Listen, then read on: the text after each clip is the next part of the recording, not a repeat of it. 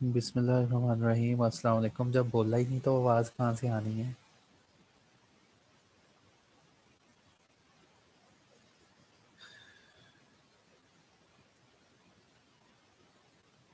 अस्सलाम वालेकुम बच्चों, कैसे हो आप लोग। तो कल यार मेरा ऑनलाइन लाइव जो था वो सेक्शन था आईसीएम में, और आप लोगों के साथ बहुत बहुत शुक्रिया। आप लोगों का प्यार मुझे नज़र आ रहा था बाद में जब मैंने फ़ेसबुक ओपन की तो बहुत ही यार मेरे लिए बहुत खुशी की बात थी कि अल्लाह का शुक्र है कि ये अल्लाह की ज़ात है कि जो मैं बोलता हूँ वो आपको अच्छा लगता है और आपको समझ में आ रहा है। तो इसमें मेरा कोई कमाल नहीं। तो आप लोगों की बस दुआ है। और सो नाइस ऑफ यू यार, थैंक यू। चलें अब हम चलते हैं अपने नेक्स्ट जो है एक्ट की तरफ, जो कि हमारे सिलेबस में है बट लिमिटेड एक्ट है, ये कंप्लीट एक्ट नहीं है। तो यारो कल किसी ने मुझसे पूछा था कि आप सच सिलेबस कब ख़त्म कर रहे हैं। देखो हमारा कभी भी ये कंसेप्ट नहीं था कि बिल्कुल शॉर्ट वे में कोई चीज़ करवाई जाए और इसको टू द पॉइंट करवाया जाए और दिसंबर में अटेम्प्ट होगी तो सब लोग वो अटेम्प्ट देंगे। हमारा ये कंसेप्ट था कि ये पूरा सिलेबस जो है विद इन 100 और 90 आवर्स का हो, जिसमें ईच एंड एवरीथिंग जो है क्लिस्टर क्लियर करके आपके सामने रखी जाए और आपको बेटर वे में अंडरस्टैंडिंग प्रोवाइड की जाए कि कॉर्पोरेट वर्ल्ड असल में है क्या और आपके ने इसको किस तरह समझना है। तो ये यही इस सेंस में रहते हुए ये सारी सीरीज़ को बनाया गया और इंशाल्लाह इसमें अब जो चीज़ें रह गई हैं वो भी मैं आप लोगों के साथ शेयर करता हूँ। एक मेरे पास फाइल थी, आई थिंक सो M6 के नाम से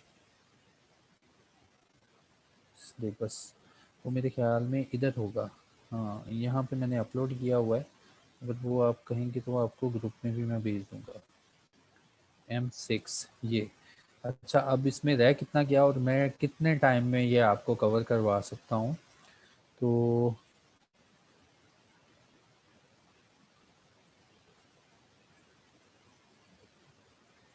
ये तो सारा एक्ट है ना, ये तो मैंने करवा दिया। सिक्योरिटीज़ एक्ट, ये आज हमने इंशाल्लाह होपफुली आज या कल ये कंप्लीट हो जाएगा। ठीक है, ये securities act. Companies in corporation regulation, ये एक नज़र मैंने कहा था खुद देख लेना। अगर खुद नहीं देखनी तो वो एक नज़र मैं आपको खोल के दिखा दूंगा। ये सारी रेगुलेशन ये बिल्कुल मेमोरेंडम ऑफ एसोसिएशन नेम को रखने के लिए ये वो चीज़ें हैं। और इन रेगुलेशन में से सब बस क्या याद करना, चलो वो मैं कल ओपन करके तुम्हें बता दूंगा कि इन कॉरपोरेशन रेगुलेशन से तुमने क्या लेना है। तो सेक्शन ही लेंथी है बस सिक्योरिटीज़ एक्ट में, बाकी तो छोटा सा एक्ट है। तो सिक्योरिटीज़ एक्ट ये सेक्शन नंबर 2, 6, 7, 19, 77, 87 to 96। तो सेक्शन नंबर 2 में सारी की सारी डेफिनेशन मौजूद हैं। वो हम देखेंगे क्या डेफिनेशन होती है और ये कौन सा एक्ट है, ये तो बात की बात है। इसमें अब रह गया करवाने वाला मुदारबा। मुदारबा रह गया करवाने वाला, जो मैंने तुम्हें करवाना है। शेयर कैपिटल की वेरिएशन करवानी है, पब्लिक ऑफरिंग करवानी है, chapter 1 to 5 public offering, Pakistan stock exchange और प्रोफेशनल एथिक्स। ठीक है, तो आई थिंक सो 2 या 3 हफ्ते, यानी कि मेरे कोई 10 या 12 लेक्चर में की मार है ये सारी गेम। और इंशाल्लाह वो 10 लेक्चर भी तो देखो ना, 2 हफ्ते बनते हैं। 3 हफ्ते बाद तो मैंने तुम्हारे पास आना होता है, पूरे 7 दिन में 3 दिन। और वो भी तुम कहते हो कब ख़त्म करोगे। तो इंशाल्लाह इसी टाइम में। और मैं तो ये देख रहा हूँ कि यार मैं तो 90 आवर्स से पहले सिलेबस जो है ये ख़त्म। आवाज़ नहीं आ रही मेरी, मैं तो इतना ऊंची ऊंची बोल रहा हूँ आज तो। अब्दुल वहीद का मैसेज आया, आवाज़ नहीं आ रही। तो मैं तो अल्लाह का शुक्र है 90 आवर्स से पहले ही इसको ख़त्म कर दूंगा। हेलो, बाकियों को आवाज़ आ रही है।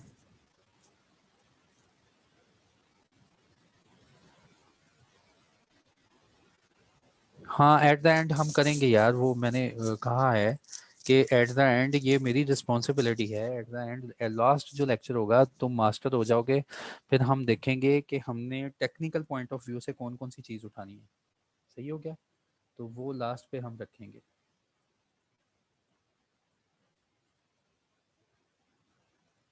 ओके, चलो ठीक है, ये मैसेज क्लियर हुए। अब हम चलते हैं सिक्योरिटीज़ एक्ट की तरफ।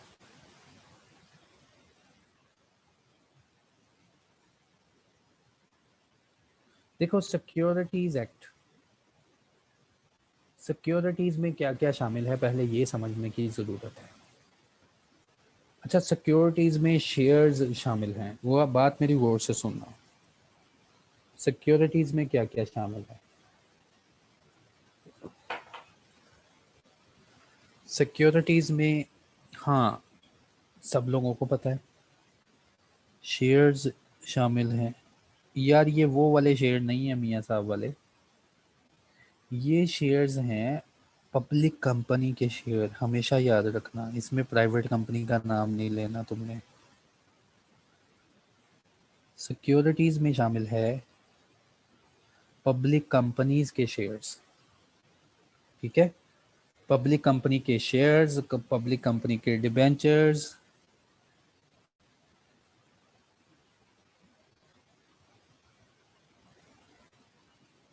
पब्लिक कंपनी का रिडीमेबल कैपिटल्स,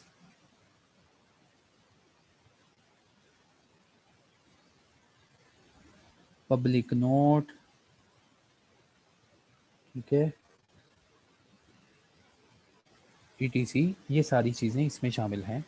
सिक्योरिटीज़ क्यों बोला गया? सीधी तरह कह देता शेयर्स। सिक्योरिटीज़ क्यों बोला गया? क्योंकि यार इस मार्केट में public company as well as government companies, public sector companies भी अपने जो सिक्योरिटीज़ होती हैं, अपने जो उनकी इन्वेस्टमेंट होती है, जैसे गवर्नमेंट के डेट बॉन्ड्स वगैरह होते हैं, वो भी यहाँ पे सेल परचेज हो रहे होते हैं। तो ओवरऑल एक एक्ट बना दिया गया कि सिक्योरिटीज़, कि इन सिक्योरिटीज़ को कैसे और कब और किसने इशू करना है, इनको रेगुलेट करने के लिए। देखो हमने कंपनीज एक्ट में भी पढ़ा था कि अगर शेयर इशू करने हैं तो कौन सा प्रोसेस है, कैसे कैसे शेयर इशू करने हैं। लेकिन वहाँ पे एक नाम हमने पढ़ा था, प्रोस्पेक्टिस, कि जब भी एक कंपनी शेयर इशू करती है ना तो सबसे पहले वो इशू करती है प्रोस्पेक्टिस।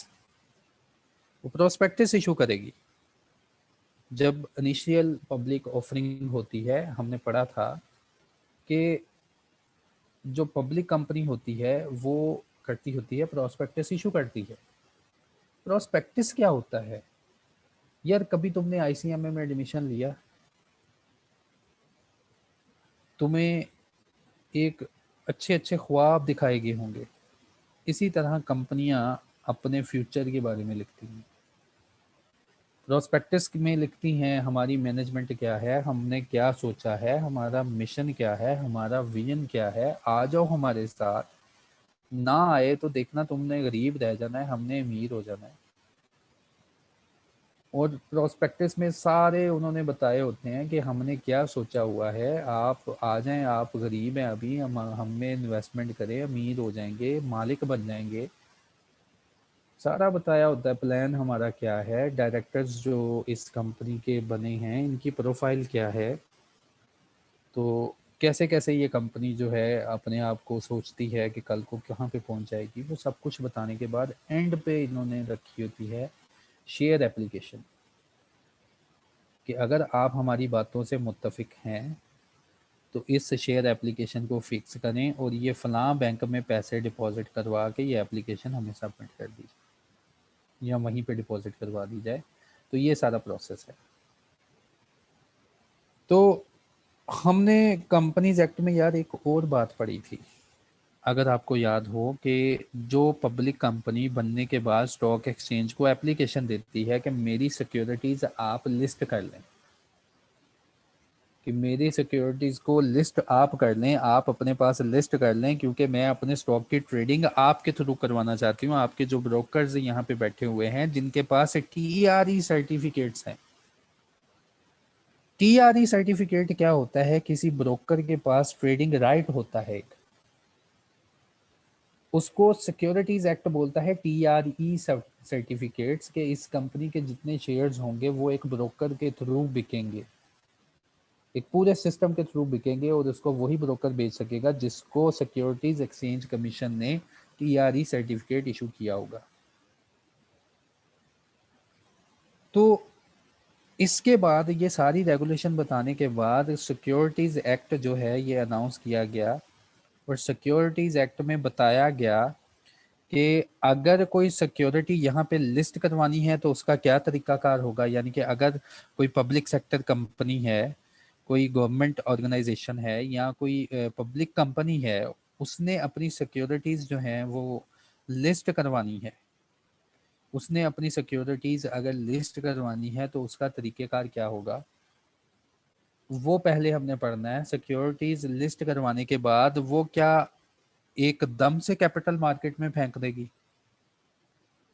जैसे आज एक कंपनी है उसने सिक्योरिटीज लिस्टिंग करवाने के लिए दे दी स्टॉक एक्सचेंज को एप्लीकेशन के बराए मेहरबानी आपसे दरख्वास्त की जाती है, जो भी इनका एप्लीकेशन फॉर्म होगा कि हम हमारा ऑथोराइज्ड कैपिटल इतना है, एक शेयर इतना है, और जो भी इनका तरीकेकार होगा उन्होंने लेट्स सपोज, वो हमने तो देखना है ना, लेट्स सपोज उन्होंने कह दिया जी अभी लिस्टिंग की एप्लीकेशन दी है, उसके बाद फौरन से क्या कैपिटल मार्केट में अपना कैपिटल फेंक देगी। अच्छा, अगर कैपिटल इसके शेयर जो है मार्केट में आगे हैं तो प्रोस्पेक्टस कैसा बनाएंगे? कंसर्न है हमारा यार स्टॉक एक्सचेंज से मुल्क का नाम ना बदनाम हो जाए, कोई ऐसी कंपनी जो कि पब्लिक के साथ फ्रॉड ना कर जाए या किसी फॉरेनर के साथ फ्रॉड ना कर जाए। ये पब्लिक इम्पैक्ट है, इसलिए हमारा ज़्यादा कंसर्न है ऐसी कंपनीज के साथ, इनको कंट्रोल करने के लिए। इसलिए हम इतनी रेगुलेशंस जो है इनके ऊपर इम्पोज रखते हैं, क्योंकि ये एट लार्ज पब्लिक को इम्पैक्ट करने जा रही है। स्टॉक एक्सचेंज का मतलब है विद इन कंट्री और outside the country both investment के ऊपर इसकी नज़र है। तो इसके ऊपर कंपनीज एक्ट डाल दो, इसके ऊपर कोड ऑफ कॉर्पोरेट गवर्नेंस डाल दो कि इसके जो लालची डायरेक्टर्स हैं वो कभी भी ऐसी डिसीजन मेकिंग ना कर सकेंगे अवाम का नुकसान हो जाए। कोड ऑफ कॉर्पोरेट गवर्नेंस डाल दो, फिर इसकी सिक्योरिटीज के ऊपर नज़र रखो। तो इन सारी बातों के लिए यार ये आ गया सिक्योरिटीज एक्ट 2015 का। तो सबसे पहले स्टार्ट करते हैं, बड़ा ही मज़े का एक्ट है। इसकी डेफिनेशंस हैं यार कुछ, शायद मैं मेरे पास एक्ट, हाँ वो एक्ट मैं तुम्हें भेजूंगा। इसकी डेफिनेशंस हैं, बड़ी आसान तरीन डेफिनेशन है। जैसे टीआरई सर्टिफिकेट का क्या है, उसकी डेफिनेशन के ये एक ट्रेडिंग राइट सर्टिफिकेट है। ट्रेडिंग राइट इंटाइटलमेंट बोलते हैं इसको। ये किसको मिलता है? कहता है जी ये ब्रोकर को मिलता है, ये उसके पास होता है कि इसके ट्रेडिंग राइट्स होते हैं, ये इनके थ्रू शेयर्स जो होते हैं इनकी सेल परचेज होती है, सिक्योरिटीज जितनी होती है इनकी सेल परचेज होती है। तो ऐसी अच्छी अच्छी डेफिनेशन, और तुम्हें पता है यार डेफिनेशन से आजकल ज़्यादा पेपर आ रहा है हमारा, तो हर डेफिनेशन नहीं करनी, वो डेफिनेशन भी मैं क्लैरिफाई कर दूंगा कि तुमने कौन कौन सी डेफिनेशन करनी है, तो वो कल ओपन करके मैं क्लैरिफाई करवा दूंगा। तो चलो आज स्टार्ट करते हैं सिक्योरिटीज़ एक्ट 2015 का, listing of securities, section number 19। जो जो सेक्शन है हमारे सिलेबस में हमने वही करने हैं। लिस्टिंग ऑफ सिक्योरिटीज, मैं ये सारा पढ़ूंगा और सारा पढ़ने के बाद आपको कंसाइज कर दूंगा कि तुमने इसमें से क्या करना है। Okay, listing of securities. A company that wishes to have its securities listed on securities exchange shall submit। एक कंपनी जो है वो अगर चाहती है, अगर कोई कंपनी चाहती है, यार इसका मैनेजमेंट अनाउंस करेगी कि कल टुमारो ऑफ है या नहीं है, अब मुझे सीक्वेंस बनाने दो। अगर एक कंपनी चाहती है कि उसकी सिक्योरिटीज़ जो है वो स्टॉक एक्सचेंज पे लिस्टेड हों, वो क्या करेगी? एप्लीकेशन देगी। और एप्लीकेशन में हमेशा यहाँ पे याद करवाता होता हूँ कि जब भी एप्लीकेशन हो तो प्रेस्क्राइब्ड फॉर्म पे हो, ये ना हो बाखिदमत जनाब सिक्योरिटी एक्सचेंज साहब, कोई ऐसी बात ना हो उस एप्लीकेशन में। An application in the form and manner specified by the security exchange.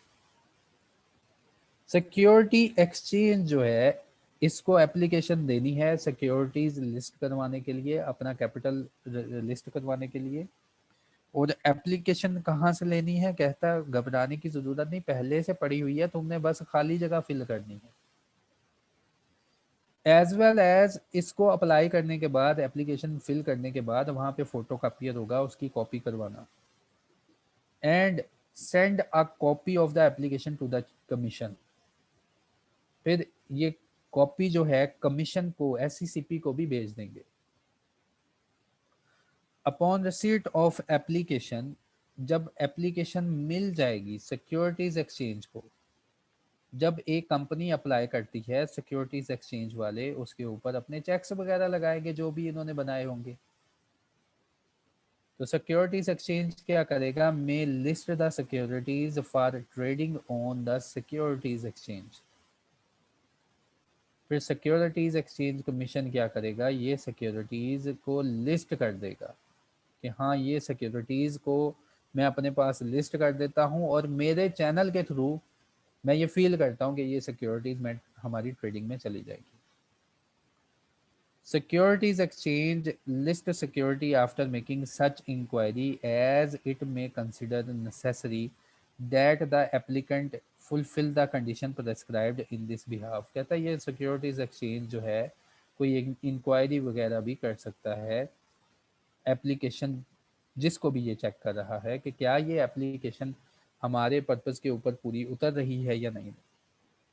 इसके बाद where the security exchange refuses to list a company security, जहां पे सिक्योरिटीज एक्सचेंज कह रहे नहीं जी भाग जाओ यहाँ से, अब तुम्हारी एप्लीकेशन मंजूर नहीं है, तो आपने कमीशन को खत लिखना है। फिर आपने एससीसीपी को बताना है। द कमीशन में, फिर कमीशन के पास इख्तियार है। द कमीशन में either on the petition by the applicant made within the prescribed time or on its own motion direct the securities exchange to list the securities। कहता है अगर सिक्योरिटीज एक्सचेंज वाले मना कर दें कि हमने आपकी सिक्योरिटीज जो है ट्रेडिंग में नहीं जाने देनी, आपको लिस्ट नहीं करना हमने, कहता आपके पास एक ऑप्शन है कि आप कमीशन के पास जाएं और कमीशन को लिखें कि सिक्योरिटीज़ एक्सचेंज ने ये मना कर दिया और हम सोचते हैं हम सिक्योरिटी एक्सचेंज के क्राइटेरिया पे पूरा उतरते हैं। तो कहता है कमीशन के पास ये फिर इख्तियार है कि अगर बंदा प्रेस्क्राइब टाइम के अंदर कमीशन को अप्लाई करे या कमीशन खुद सिक्योरिटीज एक्सचेंज को हुक्म दे सकता है कि करो इसकी सिक्योरिटीज को list. Where after listing the securities commission are, ये तो है लिस्टिंग का मामला यहाँ तक कि लिस्टिंग कैसे करवानी है, स्टॉक एक्सचेंज को लिस्टिंग के लिए अप्लाई करना है, वो सोचेंगे देखेंगे लिस्ट कर देंगे, अगर नहीं किया कमीशन को लिखो, तो कमीशन जो है आपकी एप्लीकेशन के ऊपर इन सिक्योरिटीज़ को लिस्ट कर देगा। Where after listing the securities, जहाँ सिक्योरिटीज़ लिस्ट हो जाएंगी, द कमीशन और सिक्योरिटीज़ एक्सचेंज फाइंड दैट, जहाँ सिक्योरिटी लिस्टेड हो जाएं और बाद में क्या पता चले application is deficient in any material respect, कि एप्लीकेशन में कोई मटेरियल मिस्टेक है, और the company has failed to comply with the any prescribed condition और रिक्वायरमेंट, और इसको लिस्ट कर लिया, बाद में ये हमारा कहानी मान रही, जो रेगुलेशन हम इशू कर रहे हैं उनको नहीं फुलफिल हो रही, and continued listing of securities would not be in public interest, और जहां ये पब्लिक इंटरेस्ट के खिलाफ होगा इसकी सिक्योरिटीज वगैरह, तो कमीशन या एससीसीपी, कमीशन या एससीसीपी में बाय एन ऑर्डर, कमीशन या एससीसीपी ऑर्डर के थ्रू क्या करेंगे, इधर require the company to correct the deficiency, company को हुक्म देंगे कि डेफिशिएंसी करेक्ट कर लो, कंप्लाई करो जो हम आपको रेगुलेशंस या रिक्वायरमेंट इशू करते हैं with in the time specified in the order, या क्या करेंगे इनकी लिस्टिंग को रिवोक कर देंगे। और याद रखना है जब एक पब्लिक कंपनी डी लिस्ट हो जाती है तो उसको सिर्फ और सिर्फ वाइंड अप करेंगे। देखें, कमीशन और एससीसीपी एक ही बनता है यार। एससीसीपी का शॉर्ट अब्रीविएशन यहाँ पे हर एक्ट में कमीशन यूज हो जाता है, ठीक है। अब जो इनकम टैक्स ऑर्डिनेंस है उसमें कमीशन, उसमें कमिश्नर है वर्ड, उसका मतलब होता है commissioner income tax. Commission specifically name use होता है हर एक्ट में, और जिस एक्ट में कमीशन का नाम यूज होता है ना वो डेफिनेशन में बताते हैं कि कमीशन से मुराद हमारा क्या है इस एक्ट में। तो जब तुम डेफिनेशन पढ़ोगे ना तो वो डेफिनेशन कल की जो देखेंगे हम उसमें आएगा कमीशन। वो बोलेगा कमीशन से मतलब है बच्चों आपका securities and exchange commission of Pakistan. वो कहता है बजाय हम हर जगह लंबी चौड़ी ये कहानी लिखें securities exchange commission of Pakistan, हम उसको आगे चल के हमेशा कमीशन ही बोलेंगे। तो ये तरीकाकार है एक सिक्योरिटीज को लिस्ट करवाने का कि आप एप्लीकेशन करें स्टॉक एक्सचेंज को, स्टॉक एक्सचेंज वाले उसको देखेंगे, लिस्ट कर देंगे। अगर उन्होंने नहीं लिस्ट किया आप कमीशन को बोलें, कमीशन उसको हुक्म दे देगा लिस्ट करने के लिए। और अगर अगर आपने आफ्टर लिस्टिंग बात ना मानी, कोई रेगुलेशन पूरी नहीं कर रहे, कोई डेफिशिएंसी उनको नज़र आ गई, आप वो डेफिशिएंसी रिमूव करेंगे तो या वो आपकी लिस्टिंग जो है रिवोक कर सकते हैं, लिस्टिंग ख़त्म कर सकते हैं। अब एक कंपनी लिस्ट हो चुकी, अब एक कंपनी लिस्ट हो चुकी, उसने पब्लिक ऑफर कैसे करनी है इसके ऊपर देखो, पब्लिक ऑफर रेगुलेशन भी हमने पढ़नी है ना। और उससे पहले ये एक्ट पढ़ लेना लाजमी है क्योंकि हमने पब्लिक ऑफरिंग रेगुलेशन पढ़नी है, उसके चैप्टर 1 टू चैप्टर 5 पढ़ना है। तो पब्लिक ऑफरिंग करने से पहले क्या क्या रिक्वायरमेंट होनी चाहिए। पब्लिक ऑफर ऑफ सिक्योरिटीज, ये एक पूरा चैप्टर है, सेक्शन नंबर 87 से लेकर सेक्शन नंबर 96 तक उन्होंने हमारे सिलेबस में इंक्लूड कर दिया। तो पब्लिक ऑफरिंग करने के लिए क्या करना चाहिए इनको। This part applies to the offer of securities other than the government debt securities। कहता है ये सिर्फ ऐसी कंपनीज पे अप्लाई है जो कि पब्लिक कंपनी है इन शॉर्ट, ठीक है। इसमें गवर्नमेंट जो है उसको नहीं कहने जा रहे, गवर्नमेंट का अपना तरीक़ेकार होगा, वो जो भी अपनी इन्वेस्टमेंट कर रही है कहता मैं उसको नहीं छेड़ने जा रहा, मैं सिर्फ ये बाकी लोगों को बताने जा रहा हूँ जो अपनी सिक्योरिटीज हमसे लिस्ट करवाते हैं।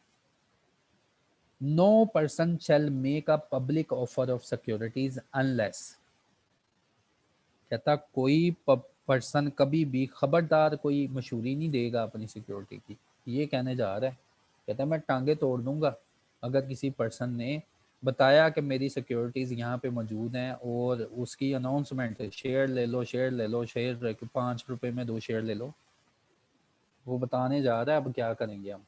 कहता नो पर्सन, नो पर्सन का मतलब कंपनी, कंपनी का कोई डायरेक्टर, कोई भी पर्सन, कोई भी ब्रोकर, किसी को इजाज़त नहीं है मेक अ पब्लिक ऑफर के अवाम को ऑफर करे सिक्योरिटीज़, डेट डिबेंचर्स की, शेयर्स की, जो भी सिक्योरिटीज़ हैं उनकी ऑफर नहीं करनी तुमने अनलेस, कब तक ऑफर नहीं करनी, जब तक क्या ना हो जाए, issuer or the offerer of the securities has submitted for approval to the commission। Number 1, जो लिस्टेड ऑर्गेनाइजेशन है, जो लिस्टेड कंपनीज हैं, जो सिक्योरिटीज एक्सचेंज कमीशन के साथ लिस्टेड है, securities exchange sorry stock exchange के साथ लिस्टेड है, कहता सबसे पहले आप इजाज़तनामा लेके आए एससीसीपी से, आप एससीसीपी से इजाज़तनामा लेके आए कि क्या हम सिक्योरिटीज़ को अवाम में इशू कर दें, and the commission has approved the prospectus, और वो इजाज़त तुमने लेनी है प्लस प्रोस्पेक्टस के साथ, और कमीशन को अपना प्रोस्पेक्टस पढ़ा लेना है, दिखा देना है कि हमने ये प्रोस्पेक्टस बनाया अवाम को फंसाने के लिए, तो क्या ये प्रोस्पेक्टस हम इशू कर दें। ठीक है, तो एक कंपनी है वो चाहती है कि मेरी सिक्योरिटीज़ अवाम खरीद ले, तो कहता है आप कभी भी ऐसा नहीं कर सकेंगे, सबसे पहले आप जाएं कमीशन के पास, उससे रिटर्न इजाज़तनामा लें और आपने जो प्रॉस्पेक्टस बनाया होगा, अच्छी अच्छी बातों की खिचड़ी पकाई होगी, उसकी भी अप्रूवल लेके आए, क्योंकि प्रॉस्पेक्टस के ऊपर ही तो एप्लीकेशन है ना, प्रॉस्पेक्टस तो जान है ना। कैसे पता चलेगा आवाम को कि कंपनी क्या है और इसने क्यों सिक्योरिटीज़ हम इसकी परचेज़ करें। तो उन्होंने कहा जी कमीशन की अप्रूवल लें सिक्योरिटीज़ इशू करने से पहले, पब्लिक ऑफर करने से पहले। Prospectus approved by the commission, ये जो प्रॉस्पेक्टस होगा जिसमें तुम सिक्योरिटीज़ आवाम को इशू करने जा रहे हो, prospectus approved by the commission shall be valid for a period of 60 days. ये 60 दिन के लिए वैलिड होगा, 60 दिन के लिए प्रॉस्पेक्टस जिंदा रहेगा। इसका मतलब है आप 60 दिन के लिए इस प्रॉस्पेक्टस को अपनी सिक्योरिटीज़ एप्लीकेशन के साथ यूज़ कर सकते हैं। For a period of 60 days from the date of such approval or for such longer period approved by the commission। वो कहता है ये जो प्रोस्पेक्टस तुमने अप्रूव करवाया ना सिक्योरिटीज इशू करने के लिए, कि अवाम में इशू करने के लिए ये तुमने अप्रूव जो करवाया है ना, ये 60 दिन के लिए जिंदा रहेगा। The time period of 60 day provided for approval of prospectus may be extended by the commission by the reason in recording. और अगर कमीशन ने प्रोस्पेक्टस का टाइम इंक्रीज करना है तो ये रीज़न जो है लिख के टाइम इंक्रीज किया जाएगा। Commission shall not be liable, फिर आवाम को बताया जाता है कि कमीशन का काम है प्रोस्पेक्टस को अप्रूव करना। Commission shall not be liable to any action in damages suffered as a result of any prospectus approved by the commission। चलो जी, कमीशन ने कहा कि जो प्रोस्पेक्टस मैंने अप्रूव किया है ना, अगर उसमें से तुम्हें कोई नुकसान हुआ, कल को कुछ उस कोई स्टेटमेंट ऐसी लिखी थी कि कमीशन की नज़र में नहीं आई, उसने अवाम को इन्फ्लुएंस कर लिया, जिसकी वजह से क्या हुआ, अवाम ने धड़ाधड़ इन्वेस्टमेंट शुरू कर दी इस कंपनी में, वो स्टेटमेंट नज़र नहीं आई। प्रोस्पेक्टस में लिखा हुआ था ये देखें जी हमारे साथ जो है मियाँ साहब की भी इन्वेस्टमेंट है और मियाँ साहब बड़े खुश हैं हमारी कंपनी में और जो इनका भी प्लान है हमारे साथ। और हमने पढ़ा मियाँ मियाँ साहब तो हमारे शेर हैं, हम भी शुरू हो गए। और ये बात कमीशन की नज़र में नहीं आई थी, तो कमीशन कहता कि मेरा जो काम है प्रोस्पेक्टस अप्रूव करना है, अगर आपको कल को उसमें से कोई नुकसान होता है तो हम जिम्मेदार नहीं होते। आगे अगर कोई फॉल्स फिर कहता है जी a person who in connection with public offer securities make false fictitious application commit an offense। कहता है ऐसा पर्सन जो कि कनेक्शन है पब्लिक सिक्योरिटीज की ऑफर से, अगर वो फॉल्स और फिक्टिशियस फिक्टिशियस एप्लीकेशन करता है अवाम को, तो वो ऑफेंस कर रहा है। Commission where it consider appropriate forfeit any or all of the money paid payable in respect of offering application after providing the applicant reasonable opportunity being heard। Commission को अगर आप फीस जमा करवाते हैं एप्लीकेशन अप्रूव करवाने के लिए, तो कहता है कमीशन जो ये एप्लीकेशन है ये फोरफेट कर सकता है, इसकी फीस जो है ये खा पी सकता है। तो no person shall make the public offer of securities. अच्छा अभी एक मैसेज आया कि सर सिक्योरिटीज़ का जनरल मीनिंग बता दें। ये लेक्चर स्टार्ट करने से पहले यार मैंने जनरल मीनिंग बताया था, जनरल मीनिंग बताया,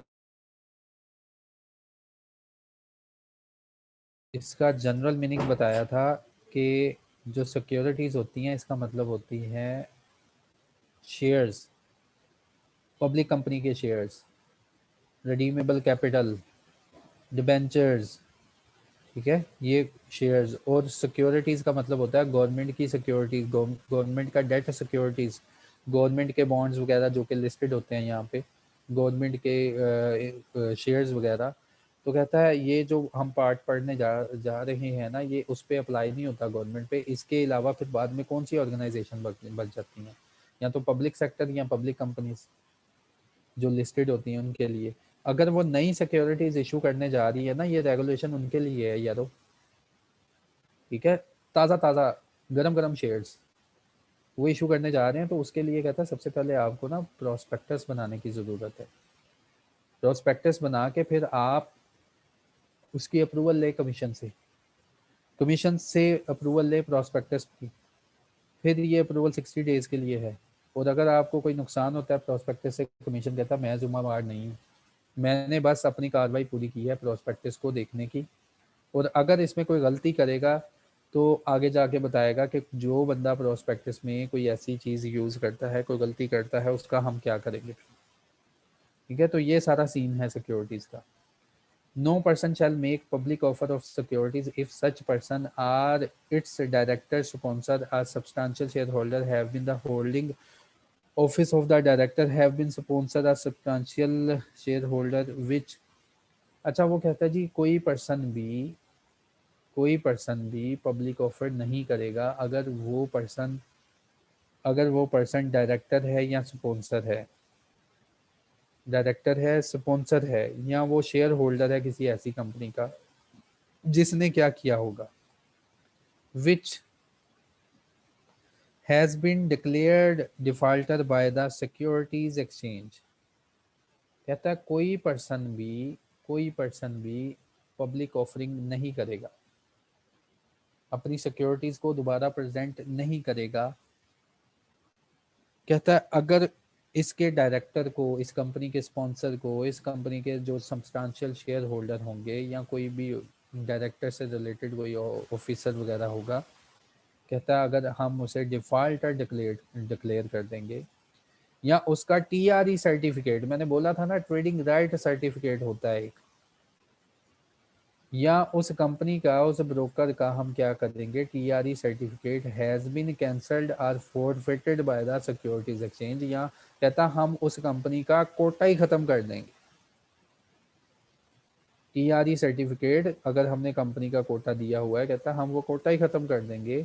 और which has been delisted by the securities exchange due to non compliance of the regulation. कहता ये वाले पर्सन जो है ना कभी भी पब्लिक ऑफरिंग नहीं कर सकेंगे। अगर हमने उनको डिफॉल्टर अनाउंस कर दिया, ऐसी सिक्योरिटीज एक्सचेंज कह रहा है, और उसके बाद कह रहा है कि टीआरई सर्टिफिकेट जो है उसका सिक्योरिटीज एक्सचेंज ने हड़प कर लिया, जम कर दिया, ख़त्म कर दिया, या delisted by the securities exchange due to non compliance of its regulation, the commission may grant the relaxation upon the reason to be recorded and rectification of cause leading to such delisting। delisting करने से पहले commission कोई relaxation grant कर सकता है, और आप वो रिलैक्सेशन में कोई उसको काज वगैरह शो करवा सकते हो कि क्या वजूहत थी। टीआरई सर्टिफिकेट क्या होता है, ये डेफिनेशन पड़ी हुई है आपके पास, ये वहाँ से मैंने उठा ली है कि टीआरई सर्टिफिकेट एक ट्रेडिंग राइट इंटाइटलमेंट है, इसको बोलते हैं टीआरई। ये ऐसा सर्टिफिकेट है जो कि एक्सचेंज इशू करता है। अच्छा, ऐसा सर्टिफिकेट है इशूड किया जाता है एग्जिस्टिंग मेंबर्स को on the date of corporatization, क्योंकि जब कोई कंपनी इसके साथ रजिस्टर होती है ना सिक्योरिटीज एक्सचेंज के साथ, तो इसको ये टीआरई सर्टिफिकेट देते हैं, इनका right evidence right of TRE certificate to apply for registration as a broker in accordance with the. तो उन्होंने कहा ये वाला जो राइट है हम प्रोवाइड करते हैं। ये डिटेल में अगर टीआरई सर्टिफिकेट आपने पढ़ना है तो कल की डेफिनेशंस में हम इसका पूरा एक डिटेल में पढ़ेंगे टीआरई सर्टिफिकेट क्या होता है। अच्छा, जो इसका होल्डर होता है वो क्या क्या काम कर सकता है, और टीआरई सर्टिफिकेट छिन जाना इससे इसका क्या मकसद होता है। तो अभी आप सिर्फ ये सेंस लें कि टीआरई सर्टिफिकेट क्या है, एक इंटाइटलमेंट राइट है, क्योंकि कल की डेफिनेशन में हम 3-4 डेफिनेशन मिला के पढ़ेंगे तो आपको बेटर अंडरस्टैंडिंग मिलेगी कि टीआरई सर्टिफिकेट क्या है। उसके बाद this section shall not apply, कहता ये सेक्शन नहीं अप्लाई होगा। Securities offered by the State Bank of Pakistan, ये सिक्योरिटीज जो State Bank of Pakistan offer करता है उस पर अप्लाई नहीं होगा। Where securities are offered in connection with the private offering or private placement, फिर कहता है ये वाला सेक्शन अप्लाई नहीं होगा अगर आप प्राइवेट ऑफरिंग कर दें। प्राइवेट ऑफरिंग का मतलब कि चंद स्पेसिफाइड पर्सन को ये प्राइवेट ऑफरिंग कर दें और वो पहले से अग्रीड हैं। या प्राइवेट प्लेसमेंट का मतलब कि अपनी जो सिक्योरिटीज़ हैं उनको किसी खास एक कंपनी को ऑफर कर रहे हैं, इसको बोलते हैं प्राइवेट प्लेसमेंट।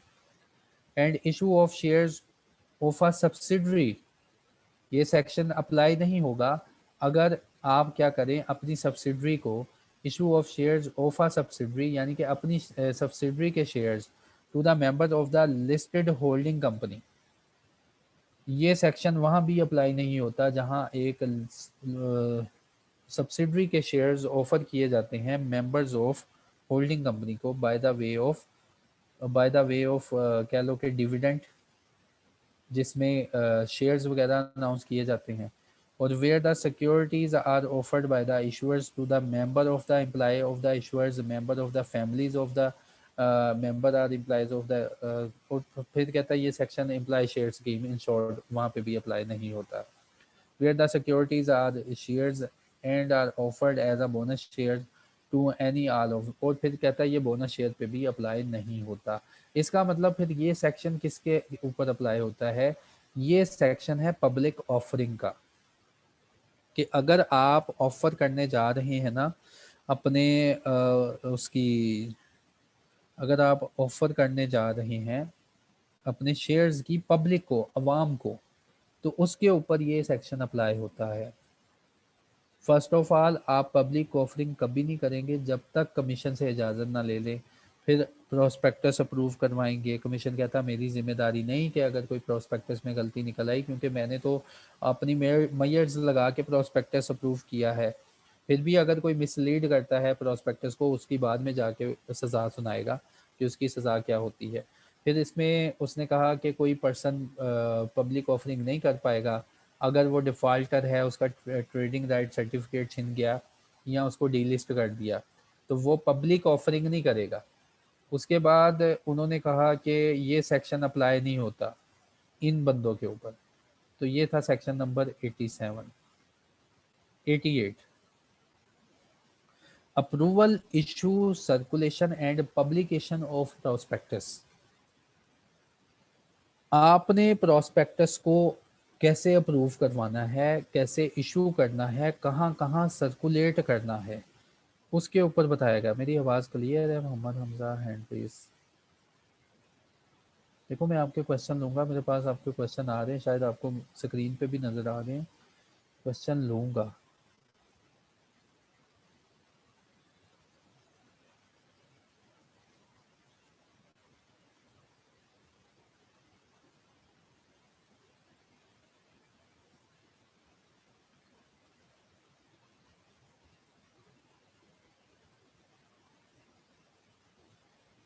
ठीक है, क्वेश्चन लूँगा मैं आपके।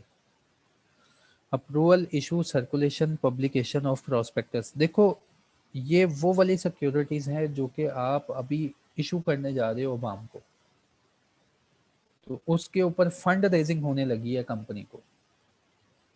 ठीक है, ये वो वाली सिक्योरिटीज़ हैं।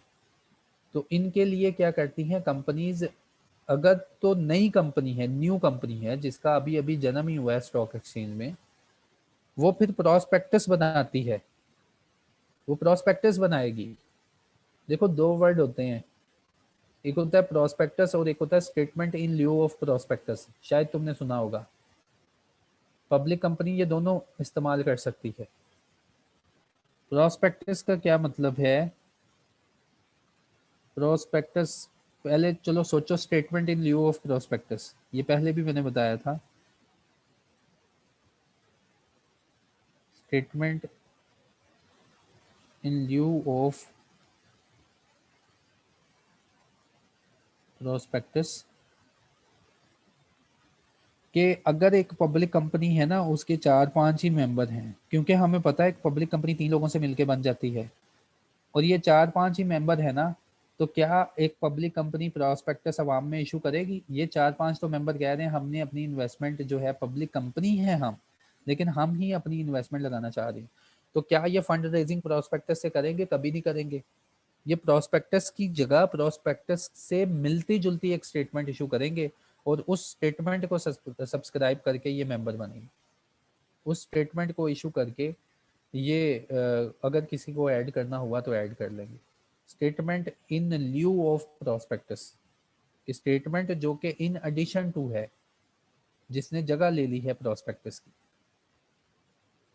अब प्रोस्पेक्टस क्या होता है कि अगर एक पब्लिक कंपनी जिसका आइडिया है कि नहीं हमने अपने पैसे भी इन्वेस्ट करने हैं और लोगों से भी मोटा ताज़ा पैसा इकट्ठा करना है, और हमने तो शुगर मिलें लगा लेनी है, हमने पेट्रोल पंप के तो क्या ऑयल निकालने वाली मशीनें लगा लेनी हैं पाकिस्तान में, तो खासा चंगा पैसा चाहिए यार इसके लिए।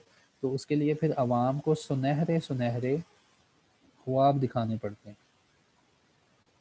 ठीक है, सुनहरी हरूफ में लिख रहा हूँ, उसको चंगे चंगे ख्वाब दिखाने पड़ते हैं फिर आवाम को। फिर आवाम को ये बताया जाता है आ जाओ हमारे साथ, नहीं आए तो गरीब ही रह जाओगे तुम। ठीक है, ऐसी बातें हो रही होती नहीं यार, ऐसी बातें नहीं हो रही होती, ऐसी बातें मैं तुम्हें समझाने के लिए कर रहा हूँ। वो बड़े महज़ब तरीके से बताते हैं, ये है हमारे डायरेक्टर, ये इनकी प्रोफाइल है, ये इनका थीम है, ये इन्होंने सोचा है, और इस वे से हम यहाँ पे हमारी रजिस्ट्रेशन किस किस के पास है, हम सिक्योरिटीज एक्सचेंज में लिस्टेड हैं, हमारा प्रोस्पेक्टस जो है वो इशू किया है, वो इशू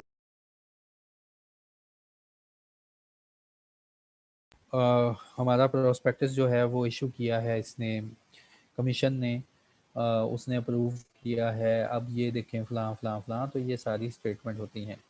और नीचे जाके कोई एक्सपर्ट वगैरह है उसकी भी ओपिनियन लेंगे कि ये फ़लाने इंजीनियर हैं या ये कैसर इकबाल है ICMA के, इनसे पूछ लें, ये लॉ पढ़ाते हैं, हमने लॉ में सारी बातें मानी हुई हैं। तो फिर नीचे मेरी तस्वीर लग जाएगी और मैं वहाँ पे बोलूँगा हज़रात वाकई ये कंपनी ठीक कह रही है, ये बड़े चंगे बंदे हैं। तो ये सारी बातें हो रही होती हैं प्रोस्पेक्टस पे, और ये सारी बातें हम यहाँ पे देखेंगे। अल्लाह करे कोई कंपनी आए, मैं उससे इतने ज़्यादा पैसे लूँ कि मैं उसके प्रोस्पेक्टस में अपने कमेंट्स वगैरह इशू कर सकूँ। No person shall issue circulate publish prospectus including shelf prospectus supplementary prospectus के एक प्रोस्पेक्टस पहले इशू कर दिया गया, लेकिन बाद में जो है उसके रिलेटेड या इन एडिशन टू उससे मिलता जुलता एक और प्रोस्पेक्टस जो है आपने इशू करना है, कोई अगेन फंड रेजिंग के लिए। तो कहता है कोई भी प्रोस्पेक्टस तुम इशू नहीं करोगे फंड रेजिंग के लिए, शेयर एप्लीकेशन के लिए, कोई भी तुम प्रोस्पेक्टस या प्रोस्पेक्टस से प्रोस्पेक्टस का खुलासा या प्रोस्पेक्टस की कोई सप्लीमेंट इशू नहीं करोगे until it has been approved by the commission। जब तक ये कमीशन जो है अप्रूवल ना दे दे इसके ऊपर, और विच approval may be subject to such condition or restriction as the condition may as the commission may consider necessary। कहता है अवाम को कभी भी तुमने प्रोस्पेक्टस इशू नहीं करना जब तक तुम वो प्रोस्पेक्टस वो सुनहरे ख्वाब बना ना लो और वो एक प्लेट में सजा के कमीशन के सामने ना रख दो, तो तब तक कहता तुमने ये वाले काम नहीं करने, तुमने इशू नहीं करना इसको, ना इसको कहीं पे छपवाना है, ना पब्लिश करना है, छपवाना भी नहीं है। ठीक है, तो कहता आप पहले एक प्रोस्पेक्टस बनाए और हमारे सामने रखें कि किस प्रोस्पेक्टस के थ्रू आप आवाम से पैसा इकट्ठा करने जा रहे हैं। The issuer or offerer, issuer और ऑफरर को कह दिया गया एज द केस में be shall not less than 21 days before the proposed date of publication of prospectus submit a copy to the commission for approval. कहता है issuer को हम कहते हैं कि अगर उसने प्रोस्पेक्टस इशू करना है ना, तो इसकी एक कॉपी कम से कम 21 दिन पहले कमीशन से फाइल करे और अप्रूव करवाए। उसके बाद where a public offer of securities is made in Pakistan, जहां ये ऑफर है सिक्योरिटीज़ की कि अवाम को कह रहे हैं कि हमारी सिक्योरिटीज़ को सब्सक्राइब कर लें, ये सिक्योरिटीज़ अगर पाकिस्तान में मेड की जा रही है, the issuer or offerer shall publish the prospectus in full text. कहता अगर तुमने पाकिस्तान की आवाम को ये सिक्योरिटीज़ इशू करनी है तो तुम क्या करो, पूरा प्रोस्पेक्टस जो तुमने बनाया in full text or in such summarized form, या उसका कोई खुलासा बनाओ एज द केस में बी, और इसको क्या करें पब्लिश करें, shall publish the prospectus in full form at least one in Urdu and one in English daily newspaper. पहले कह दिया कि तुमने 21 दिन पहले प्रोस्पेक्टस को अप्रूव करवाना है, और फिर उसके बाद ये तुमने न्यूज़पेपर जिसकी नेशन वाइड सर्कुलेशन है, या तो उसमें अपना फुल न्यूज़पेपर में छाप के भेज दो आवाम के पास, या आप क्या करें या आप क्या करें या आप क्या करें इस सॉरी एक मैसेज देख रहा था, या आप क्या करें ये जो प्रॉस्पेक्टस है इसको फुल फॉर्म में, या आप इसकी समराइज्ड फॉर्म में, एब्रिज्ड फॉर्म में, समराइज्ड फॉर्म में छोटा करके खुलासा खुलासा आप छपवा दें इंग्लिश पेपर में या न्यूज़पेपर में। और ये कब छपवाना है? Not less then 7 days, not less then 7 days, यानी कि आज हमने अगर ऑफर करनी है ना प्रोस्पेक्टस की, तो इससे 7 दिन पहले ये न्यूज़पेपर में सर्कुलेट होना चाहिए, या ज़्यादा से ज़्यादा 30 दिन पहले, before the commencement of public subscription. कि प्रोस्पेक्टस में एक डेट होती है कि इस तारीख से अवाम आ जाए, शेयर सब्सक्राइब कर ले, कहता उस उस जो पब्लिक सब्सक्रिप्शन की डेट है ना, उससे 7 दिन पहले न्यूज़पेपर में प्रोस्पेक्टस छप के घूम चुका होना चाहिए, और ज़्यादा से ज़्यादा 30 दिन पहले।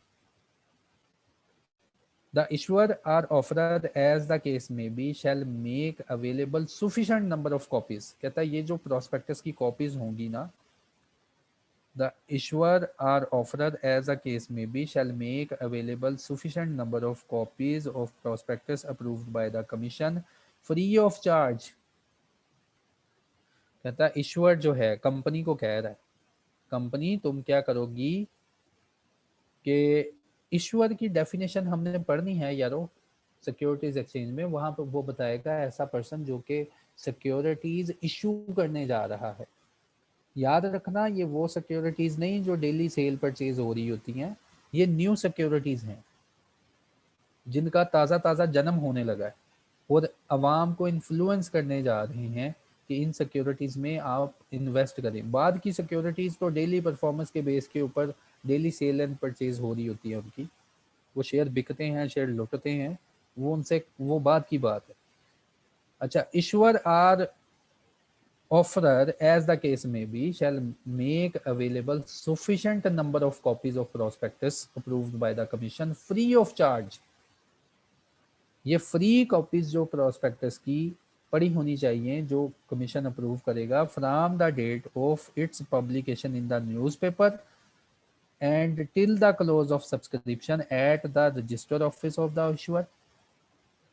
कहता है ये जो प्रोस्पेक्टस तुमने हमसे अप्रूव करवाया है ना, और इसको कहता अब इसकी कॉपियां छपवा लो, सफिशेंट नंबर ऑफ कॉपीज, कि इसकी बहुत ज़्यादा कॉपियां छपवा लो, और ये कॉपियां कहाँ रखो, और ये फ्री ऑफ चार्ज। यार वैसे यूनिवर्सिटीज़ को भी ऐसा कहना चाहिए, एजुकेशन कमीशन को ना, यूनिवर्सिटीज़ को भी ऐसा कहना चाहिए कि जो स्टूडेंट आता है उसको फ्री ऑफ चार्ज जो है प्रोस्पेक्टस इशू करें। यूनिवर्सिटियाँ बड़ा पैसा कमा रही हैं, तो जैसे आईसीएम में यार कितना अच्छा है हमारा, फ्री ऑफ चार्ज प्रोस्पेक्टस देता है। अच्छा, आप मुझे नहीं पता फ्री ऑफ चार्ज है कि या नहीं है। चलो, इशूअर को बोल दिया गया, कमीशन को बोल दिया गया कि आप ना, कमीशन ने बोला कि इशूअर तुम क्या करोगे, तुम सफिशेंट नंबर ऑफ कॉपीज जो है वो प्रिंट करवाओ, अपने रजिस्टर ऑफिस पे रखो, with all securities exchange in the country.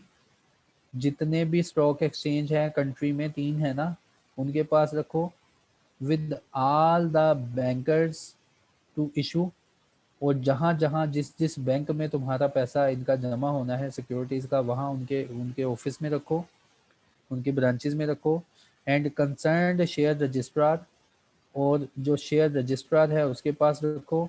And the concerned blotter and the concerned credit rating agency, और जिस क्रेडिट रेटिंग एजेंसी ने तुम्हारी एजेंसी की है, रेटिंग की है कि तुम्हारी कंपनी जो है उस वो कितनी वर्थफुल है, या कितनी ये क्रेडिट वर्थफुल है, उसके पास ये सारी कॉपीज जो है रखो।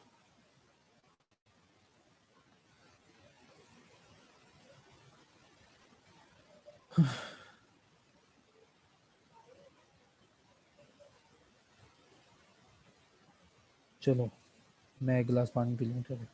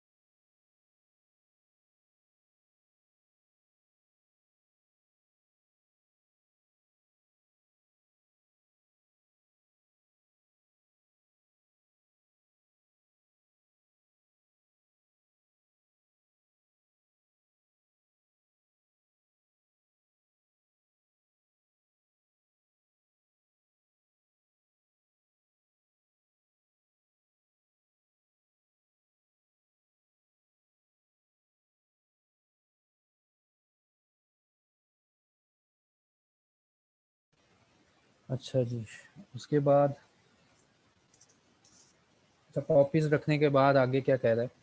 Prospectus in full text and the shared subscription form shall be uploaded on the website of the issuer and shall remain there from the date of publication of newspaper till the close of subscription।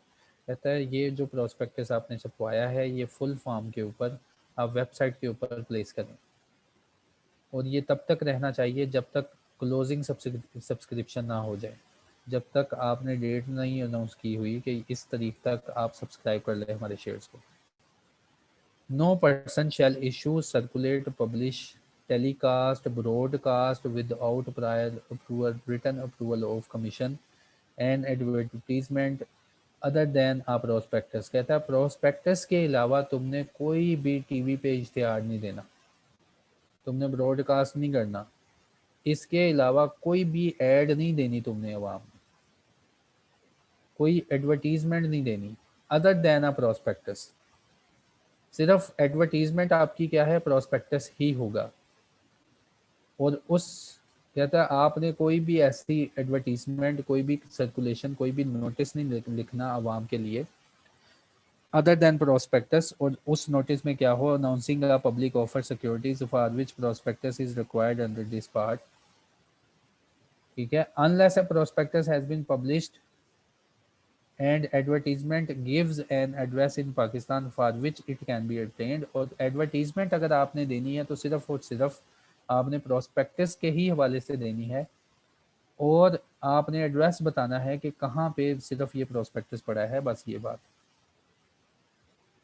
The issuer or offerer as the case may be shall not at any time vary the terms of the clauses stipulated in its prospectus expect except subject to the approval of commission. कहता है एक बार prospectus issue हो गया, आप इसकी clauses, आप इसकी लाइनें नहीं चेंज करेंगे, लाइनें ऊपर नीचे नहीं करेंगे, लाइनों को मिटाएंगे नहीं जो हमने अप्रूव कर दिया। Where an issuer or offerer as the case may be can issue, circulate, publish a supplement to the prospectus inviting the general public for subscription of the securities earlier offered to the public through self prospectus provided that। कहता है जहाँ पे एक issuer या offeror क्या करें, can issue, circulate या publish करें सप्लीमेंट टू द प्रोस्पेक्टस, एक ऐसी स्टेटमेंट जो कि प्रोस्पेक्टस का हिस्सा बन रही है और खुलासा बन रही है और ओरिजिनल प्रोस्पेक्टस एक बार इशू हो चुका है लेकिन उसके पीछे एक सप्लीमेंट इशू कर रहे, inviting the general public for subscription of securities.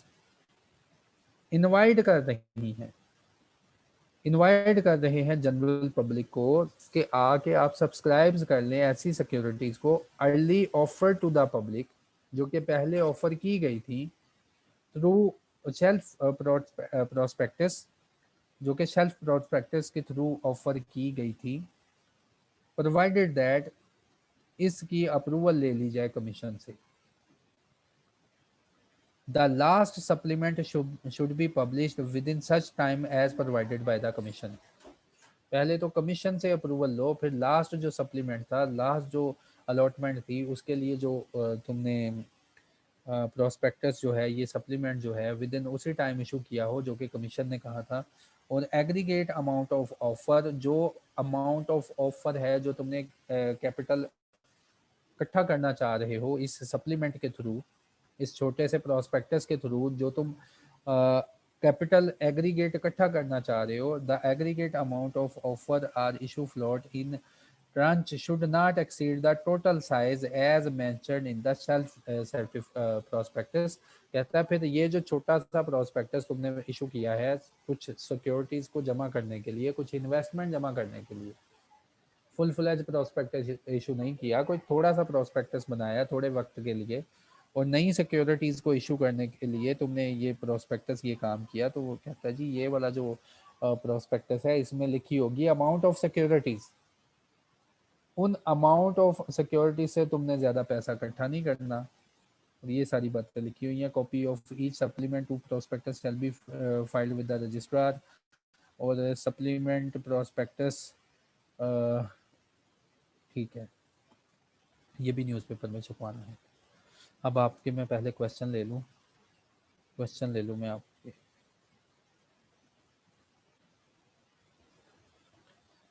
Debentures बता दिया था मैंने। रिडीमेबल कैपिटल, अच्छा यार, रिडीमेबल कैपिटल क्या होता है? रिडीमेबल कैपिटल ऐसी सिक्योरिटीज़ होती हैं जिनको किसी अरसे के बाद रिडीम कर लिया। रिडीम का मतलब क्या होता है? कैंसल कर देना। कि ऐसी सिक्योरिटीज़ हैं जिनको किसी अरसे के बाद हम रिडीम कर लेंगे, हम अपने पास बुला लेंगे। ठीक है, जो कैपिटल इशू किया जाता है ये थ्रू शेयर्स हो सकता है, और ये स्पेसिफिक पीरियड के लिए इशू करते हैं। स्पेसिफिक पीरियड के लिए इशू करते हैं कि जो ये रिडीमेबल कैपिटल जो है इसको सब्सक्राइब करेगा, ये इतने अरसे के लिए जो है ये कैपिटल है, ये राइट्स हैं, आप इतने अरसे के लिए यूज़ कर सकते हैं। और ये कंपनीज इशू करती हैं अगर उनको कोई अर्जेंट ज़रूरत हो, थोड़ी क्या उसको कहते हैं यार, शॉर्ट टर्म सोर्सेज के लिए, कि इन फंड्स के ऊपर हम आपको इंटरेस्ट भी देंगे, लेकिन ये जो फंड है ये आपको वापस कर दिए जाएंगे, रिडीम कर दिया जाएगा ये कैपिटल।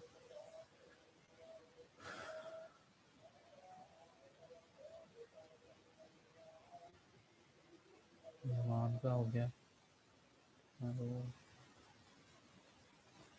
डिफरेंट पर्सन, ये भी बता दिया था, ये भी बता दिया। कमीशन की अप्रूवल की अजान हो रही है, 2 मिनट खामोश में।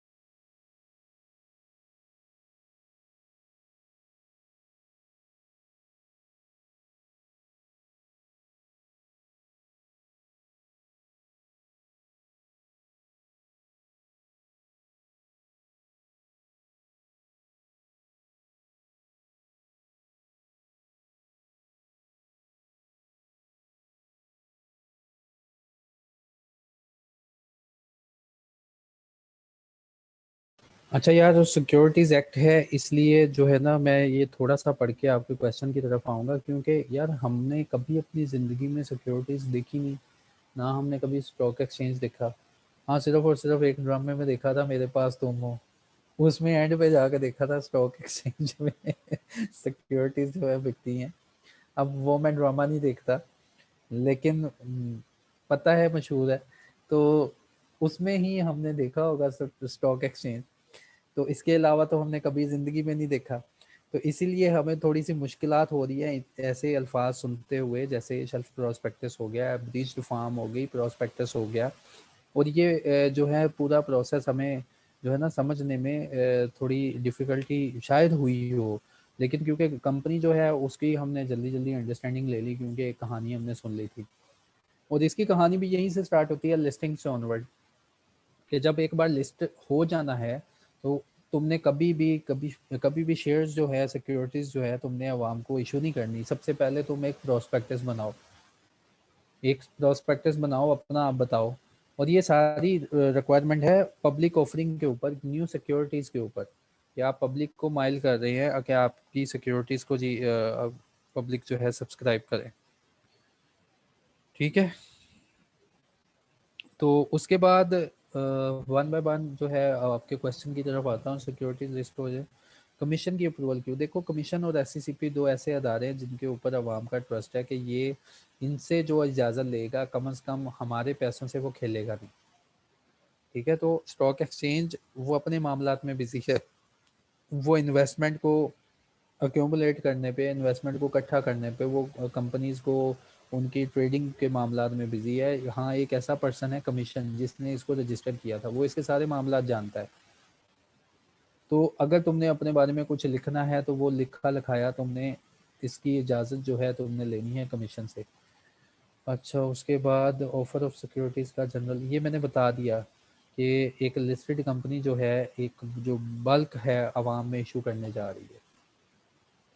फ़िक्टिशियस एप्लीकेशन का मतलब कि अगर आपने कोई ऐसी एप्लीकेशन की जो कि फ़िक्टिशियस है, जो कि वैसे ही एप्लीकेशन की, और उसके नतीजे में आपने शेयर इशू नहीं करने, तो उसके उसके बारे में बोला कि अगर आप कोई फ़िक्टिशियस एप्लीकेशन आवाम में इशू करने जा रहे हैं, जिसके नतीजे में आपने कोई शेयर ही नहीं इशू करना, ऐसी एप्लीकेशन।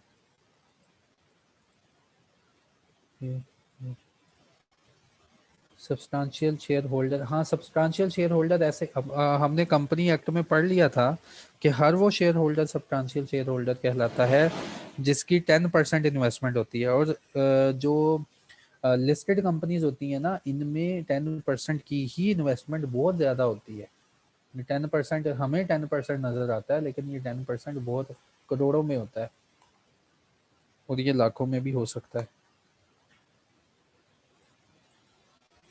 अच्छा, हमजा क्या कहता है? सर, खास कंपनी मीन कि वो पब्लिक कंपनी ना हो, प्राइवेट कंपनी हो, अगर उस पे सेक्शन नहीं होता है। हमजा, मैं समझा नहीं आपका क्वेश्चन। ये ज़रा हमजा काइंडली मुझे ज़्यादा दोबारा लिख के दोगे?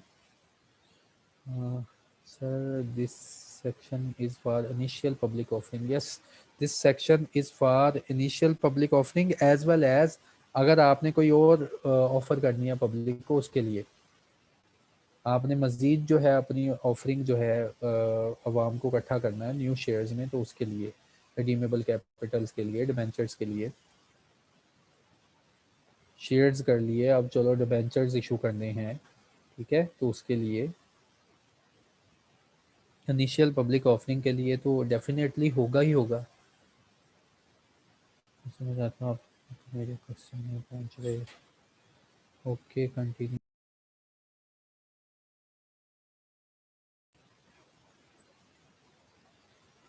Continue question relate to 87। Hamza का क्वेश्चन क्या है 87 से? हमजा, यहाँ से आई थिंक सो आप कह रहे हो कुछ। प्राइवेट ऑफरिंग या प्राइवेट प्लेसमेंट से मतलब ये है कि मखसूस ऑफरिंग, जो कि आप सिर्फ और सिर्फ, जैसे एक लिस्टेड कंपनी है, वो प्राइवेट ऑफरिंग का मतलब कि शायद किसी डायरेक्टर को ऑफरिंग करने जा रही है या मखसूस मेंबर्स को ऑफरिंग करने जा रही है। प्राइवेट प्लेसमेंट का मतलब कि आप जो है ये फंड्स जो है अपनी प्लेसमेंट करना चाह रही हैं, किसी प्राइवेट प्लेसमेंट कह लो कि किसी अपनी सब्सिडरी में दोबारा प्लेस करने जा रहे हो फंड, तो वहाँ पे ये रिक्वायरमेंट नहीं अप्लाई होती। शायद हमजा आपका ये क्वेश्चन था।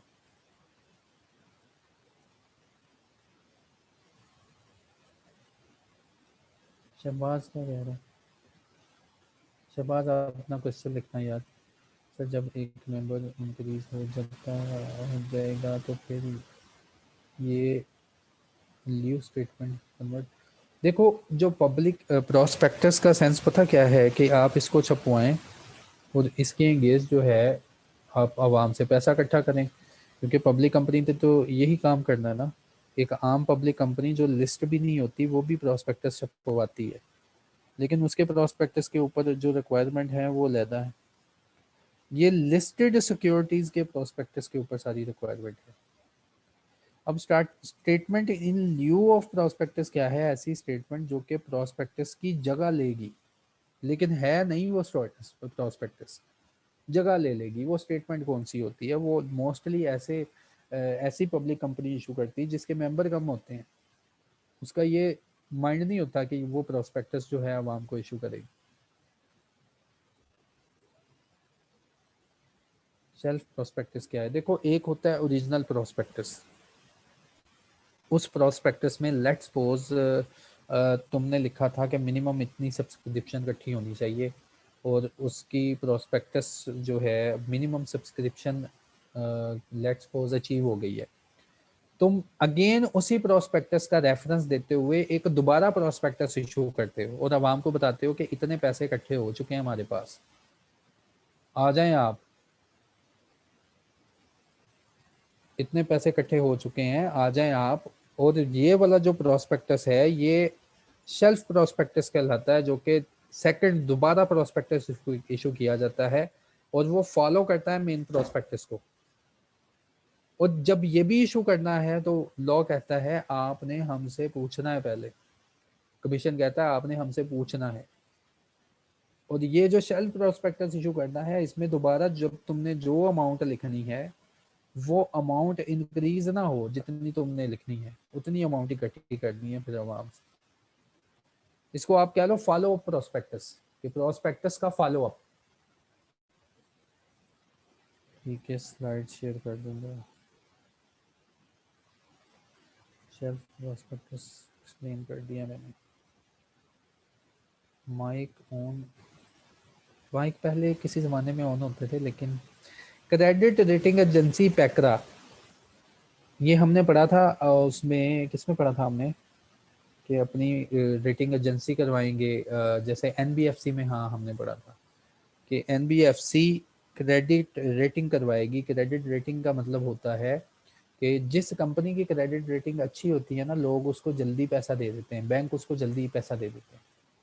क्रेडिट रेटिंग पैकरा का एक क्राइटेरिया है, वो आपकी रिस्की एसेट्स और रिस्की इन्वेस्टमेंट्स देखने के बाद वो आपके देखता है कि आप लोगों को कितनी जल्दी पैसा वापस कर देते हैं। आपने कोई डिफॉल्ट तो नहीं किया हुआ, तो वो अपनी रेटिंग क्राइटेरिया के ऊपर ना हर कंपनी को असाइन करता है triple A, double A plus, double A minus, तो ऐसी रेटिंग असाइन करता है। तो रेटिंग इशू करने का क्या फायदा है? पैकरा की तरफ से एक ना गारंटी होती है कि यार हमने देख लिया इस पर्सन को, ये बंदा बहुत वर्थफुल है। जैसे अब हम आपस में अब दोस्त को नहीं कहते कि यार मैं गारंटी देता हूँ ये बंदा नुकसान नहीं देगा तुम्हें, क्योंकि मैंने इसको परखा हुआ है। तो पैकरा की से रेटिंग एजेंसी वो इसकी क्रेडिट रेटिंग एजेंसी करेगी, क्रेडिट रेटिंग करेगी। उसका मतलब ये होता है कि आवाम को एक और तसल्ली मिल जाए कि ये लोग भागेंगे नहीं, ये किस वर्थ के बंदे हैं। ये डिफॉल्ट करेंगे तो कितना, कभी डिफॉल्ट किया तो वो भी आ जाएगा इनके सामने। एक मिनट ज़रा, मुझे हेड ऑफिस से कॉल आ रही है।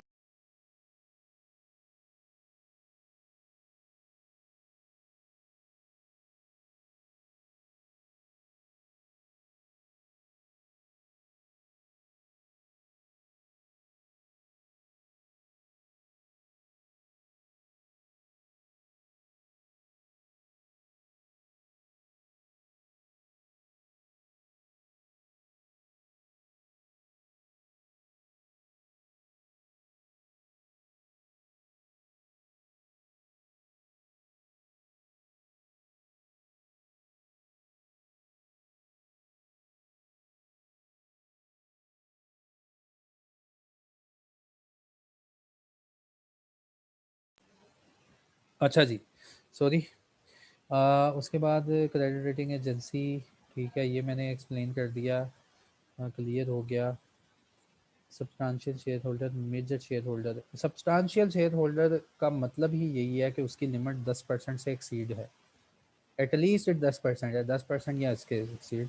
सेल्फ प्रोस्पेक्टस, ये मैंने एक्सप्लेन कर दिया। Follow up of prospectus slide share हो जाएंगी। एनबीएफसी में हमने पढ़ा था, जब सारी सिक्योरिटीज इशू करनी होगी तब ही कमीशन से अप्रूवल करवानी पड़ेगी। जब जब भी सिक्योरिटीज इशू करनी पड़ेगी तब ही, ठीक है, तब ही ये आप करवाएंगे, और जब भी आप आवाम को अपनी सिक्योरिटीज इशू करेंगे, ठीक है, जो न्यू सिक्योरिटी, जो ताज़ा ताज़ा सिक्योरिटीज बनी है, जब भी सिक्योरिटीज इशू करेंगे कमीशन से इशू करने के बाद ये कॉपीज करवानी है। किस पर्सन ने इतने शेयर सब्सक्राइब किए हैं? नहीं, ये नहीं करवानी हमने, क्योंकि प्रोस्पेक्टस में अटैच होती है शेयर एप्लीकेशन फॉर्म और सब्सक्रिप्शन की डेट लिखी होती है, कि सारे सब्सक्रिप्शन की डेट लिखी होती है नजम भाई। तो वहाँ पे ना बताते हैं कि ये प्रोस्पेक्टस, वो सारी कहानी बताते हैं, फिर बताते हैं कि इसके एंड पे लगी है शेयर सब्सक्रिप्शन फॉर्म, हमारा ये प्रोजेक्ट है और आप अप्लाई कर लें, आपको फ़ायदा होगा। अब आप डरेंगे कि इतनी बड़ी इन्वेस्टमेंट कहीं मेरे ही पैसे ना लेके भाग जाएं।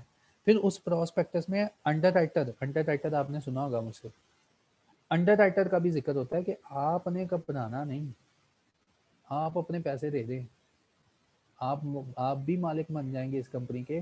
इन केस अगर आप पैसे लगाते हैं, कोई और नहीं लगाता, तो ये देखो अंडर राइटर भी बैठा है साथ, ये आपके साथ मिलके पैसे लगा लेगा, आपके पैसे सिक्योर है, और ये देखो पैकरा है शैकरा, ये सारे हमारी गारंटी दे रहे हैं। ये फॉर्म जो है एंड पे फिल करें, और ये लास्ट तारीख है पब्लिक सब्सक्रिप्शन की, ठीक है। तो इसके लिए वो कॉपीज करवा के अवाम में बांटनी है ना, बांटना है ना प्रोस्पेक्टस को, शेयर एप्लीकेशन फॉर्म यूज़ करनी है लोगों ने, तो उसकी सफिशेंट नंबर ऑफ कॉपीज़ कि जितने तुमने सोचे हैं ना शेयर्स, उसके हिसाब से कॉपीज़ करवाओ, और हर जगह तुमने रखनी है, जहाँ जहाँ तुमने सोचा हुआ है कि ये तुम्हारे प्रोस्पेक्टस बिक सकते हैं, वहाँ वहाँ रखनी है। अच्छा जी, इसके बाद व्हाट इज़ शेल्फ, ये मैंने होपफुली बता दिया। मेरे क्वेश्चन, हाँ जी, आपके क्वेश्चन नज़र आ गए और मैंने बता भी दिए। सबसे एंड पे आते हैं आपके क्वेश्चन, क्वेश्चन 2 आए हैं।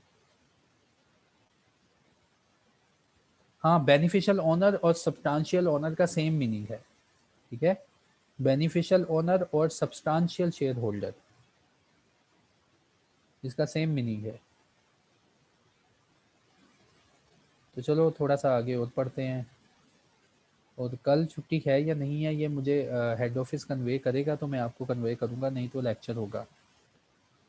अच्छा, उसके बाद उन्होंने कहा जी कंटेंट ऑफ प्रोस्पेक्टस, ये जो प्रोस्पेक्टस आपने बनाना है, content of prospectus, the commission में approve a prospectus if its contents such information and reports as may be prescribe. कहता है कमीशन जो है इजाज़त तब देगा जब वो इसके मोटे मोटे सुर्खियाँ देख लेगा कि हाँ प्रोस्पेक्टस में ये लिखा हुआ है, ये लिखा हुआ है, ये लिखा हुआ है, और ये वैसा ही लिखा हुआ है जैसा हमने कहा था। ये वो आ गई बात जो मैंने तुम्हें कहा था कि अल्लाह करे कि कोई कंपनी आए और मेरे पास आ जाए, एक्सपर्ट टू बी इंडिपेंडेंट, ठीक है, expert consent to the issue of prospectus. देखा, तुम लोग मेरी बात मानते ही नहीं हो, और मैं तुम्हें अच्छी अच्छी कहानियां सुना रहा हूँ कि अगर किसी कंपनी ने अवाम को इन्फ्लुएंस करना है, और उसमें जो है वो किसी एक्सपर्ट की ओपिनियन यूज़ करना चाह रही हैं कि देखें जी ये एक्सपर्ट की बात ही मान लें, आप अपने हमसाये की बात ना माने, ये एक्सपर्ट बैठे हुए हैं, ये कासम अली शाह साहब बैठे हुए हैं, ये चंगी चंगी बातें बताते हैं, इनसे ही पूछ ले तो कि ये कितने पर्सन जो है ये वर्थफुल हैं, और क्या कैसी इन्वेस्टमेंट है, और कल को क्या फ़ायदे होने हैं आपको ये नहीं पता, ये इनसे ही पूछ ले ज़रा। वो फिर एक्सपर्ट जो है उसका बयान स्टेटमेंट दी जाती है। तो सबसे पहले कहते हैं जी एक्सपर्ट कोई ऐसा लेना जो कि इंडिपेंडेंट हो, उसको लालच ना हो तुम्हारी कंपनी में।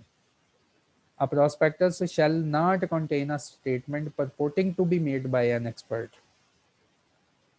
कहता प्रोस्पेक्टस में किसी एक्सपर्ट की अभी कोई स्टेटमेंट नहीं यूज करनी, unless expert is a person who is not and has not been engaged or interested in the formation, promotion or in the management of the company. एक पब्लिक कंपनी जो listed company है अपने prospectus में कासिम अली शाह साहब को use कर सकती है, ठीक है, कैसर इकबाल शाह साहब को यूज कर सकती है, शाह तो नहीं हूं मैं तो कहता जी बाज दफा कंपनीज ऐसा काम करती हैं कि पब्लिक इंटरेस्ट गेन करने के लिए वो मज़ीद जो है एक्सपर्ट के बयानात यूज़ करती हैं।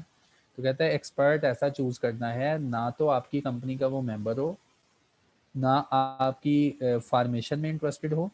अच्छा मेंबर तो हो सकता है क्योंकि मेंबर नहीं है, उन्होंने कहा इंटरेस्टेड इन द फार्मेशन ना हो, फार्मेशन में उसका कोई किरदार ना हो। उसके बाद कंपनी की प्रमोशन में, कंपनी को प्रमोट करने में, कंपनी को प्रमोट करने में इसका किरदार ना हो, या कंपनी की मैनेजमेंट में इसका कोई हिस्सा ना हो। हाँ हो सकता है एक्सपर्ट कहे कि देखो यार मैं आज कितना एक्सपर्ट हूँ और मैं कितना सियाना हूँ, मैंने भी शेयर परचेज कर लिया, आओ तुम भी शेयर परचेज कर दो। तो हो सकता है, तो उन्होंने कहा ये हो सकता है काम तो करें। Expert consent to issue the prospectus containing the statement made by him. अच्छा फिर कहता है जी एक्सपर्ट के अगर अल्फाज तुमने प्रोस्पेक्टस में इशू किए ना तो प्रोस्पेक्टस इशू करने से पहले एक्सपर्ट की कंसेंट भी ले लेनी है, कंसेंट भी नीचे दी हो, एक्सपर्ट बकायदा अपनी स्टेटमेंट के नीचे लिखे कि ये मेरी मर्ज़ी से मैं हल्फिया बयान देता हूँ कि अल्लाह को हाजिर नाज़र जान के ये मैंने किसी प्रेशर में आके नहीं कहा, ये मैंने अपनी मर्ज़ी से कहा है, क्योंकि ये क्रिमिनल लाइबिलिटी है, इसके ऊपर जूते पड़ने हैं, फिर पुलिस ने पकड़ के ले जाना है अगर कोई काम गलत है या स्टेटमेंट गलत है। आगे वो बता रही है क्रिमिनल लाइबिलिटी है इसमें डिफेक्टिव प्रोस्पेक्टस के ऊपर, तो जुर्म है ये अगर आप अवाम को धोखा देंगे। Expert consent to issue of prospectus containing the statement made by him, a prospectus that contain the statement purporting to be made by an expert are to based on a statement made by an expert shall not be issued, circulated or published। कहता है एक ऐसा prospectus जिसमें किसी expert की statement होगी या वो ऐसी स्टेटमेंट है जो कि उसकी एक्सपर्ट का ओपिनियन होगा, तो कहता है कभी भी तुमने इशू नहीं करना जब तक क्या ना हो जाए। Expert has given his written consent to the issue of prospectus with the statement in the form and contest in which it is included। तो कहता है अनलेस वो एक्सपर्ट आपको हल्फिया बयान या लिख के ना दे दे कि हाँ जी ये वही अल्फाज हैं जो मैंने बोले थे, आपने वैसे ही लिखे हैं, इनको इशू कर दें। And there appears in the prospectus as statement that expert has given and has not withdrawn his consent, और स्टेटमेंट और प्रोस्पेक्टस में आप ये भी लिखें कि एक्सपर्ट ने ये स्टेटमेंट दी है और आज तक के वैलिड है, उसने अपनी स्टेटमेंट विड्रॉ नहीं करवाई, वापस नहीं करवाई। तो यहाँ तक हम कंक्लूड करते हैं, इंशाल्लाह फिर कल दोबारा यहीं से बात स्टार्ट करेंगे। तो घबराना नहीं, इसको समझ लेना है, हमने इंशाल्लाह इसको रिड्यूस कर देना। ओके, इसके अलावा कोई क्वेश्चन है किसी का?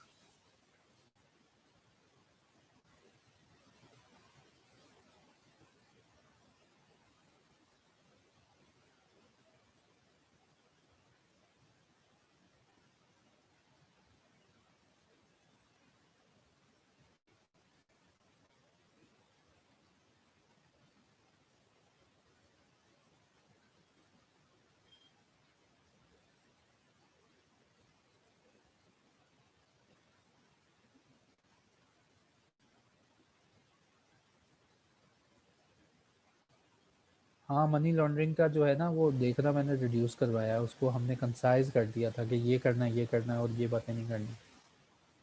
ठीक है, वो लेक्चर जो पिछले हफ्ते को हुआ है वो तुम सुन लेना, उसमें है। ओके जी, अल्लाह हाफिज़।